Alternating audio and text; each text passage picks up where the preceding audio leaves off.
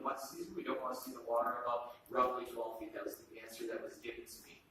And I asked, at what point, if the water dropped below that level, if the water on Lake Okeechobee dropped to 11 feet, or 10 feet, or 9 feet, or 8 feet, at what point would all of the other entities that are pulling water out of Lake Okeechobee cease to get the water that they need, whether it's for irrigation or drinking water or other things?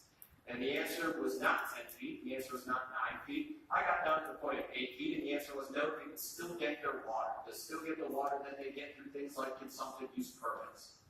So all of this is about managing risks, but we're keeping the lake at an artificially high state during the dry season because we want to make sure that all those other entities that have a straw in the lake still have their water. But we acknowledge that we're still going to send them their water, even if the lake is down at 10 feet, down at 9 feet, down at 8 feet.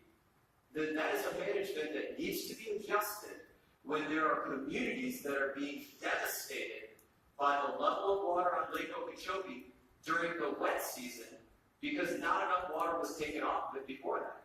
And a case in point to this last season, the Caloosahatchee River was requesting, the municipalities around there were requesting 1,000 cubic feet per second during the dry season.